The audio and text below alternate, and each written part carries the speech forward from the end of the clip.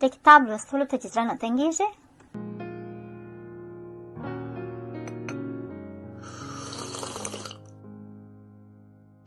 بچیه، زړه هغه څه ته تنګېږي چې زړه ورسره نه تړي. څه معنا؟ له ما سره دې ولې زړه نه تنګېږي؟ نو ته خو مې بابا یې. یوازې ستا بابا نه یم، د نور هم یم.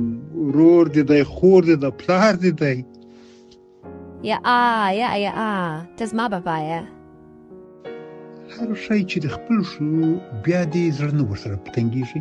کتاب هم دغسې دی. نو دا خو د مکتب کتاب دی.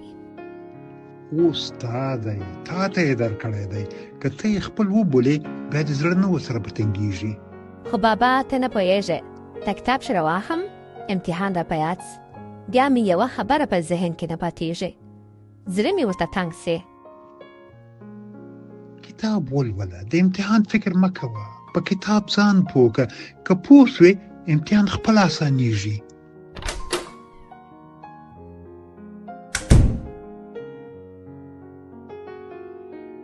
بابا دې نرګسې ته نصیحت وکړه، زما خبره خو نه منې. شپه ورځ دا ده او موبایل دی، سبا به امتحانونه وي. د نرګس مورې ته سم وایي، بیخي سم وایي. نرګس باید کتاب ووایي. تر اوسه یې کتاب وایه. زه خو چې یې ګورم دغسې مړی یې په لاس کې وي. بابا مور یې نه مني، دا وایي شپه ورځ کتاب وایه. اعتدال ښه دی. د نرګس اعتدال دغه دی چې شپه او ورځ موبایل وګوري. پلار چې دا وارې راغی ورته وایم چې موبایل ځینې واخلي. دا موبایل مې سم دی، بس که سپین سترګې ښه به دې درس ویلی وي. موبایل دی او دوی دی، خپل وخت یې تباه او برباد کړي.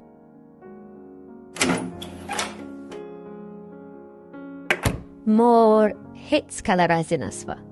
مور دې ګوره بد نه وایي. بابا ته هم داسې سوې؟ بچو هغه د پغمان غرونه وینې؟ غرونه چې په واورو پوښلي دي ښکلي ښکارېږي، خو په اوړي او مني بیا دغسې سپین نه یي. ګوره نو هر څه خپل وخت لري. کله واوره، کله باران، کله لمر، کله سیوری. که ټول او تل واوره یي یا تل لمر یي ژوند به خراب وي. ګوره زه کتاب نسم ویلی، زړه مې تنګېږي. که زړه څه در تېر سي چې دا فیسبوک مې زړه تنګوي بیا به دغه هم نشتی کتلی. ښه اوس بیا وایي فیسبوک مه ګوره. یا بچو زه وایم فیسبوک هم وګوره، تلویزیون هم وګوره، پخلی هم وکړه، بازار ته هم لاړه سه، مجلس هم وکړه، کتاب هم ولوله. اعتدال ښه دی، اعتدال. ته مور کنیکه زه کتاب وایم.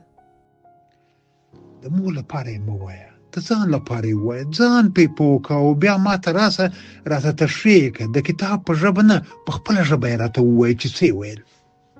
دا تجربه خو به ستا لپاره وکړه. ځکه خو مې ته ښه بچی یې.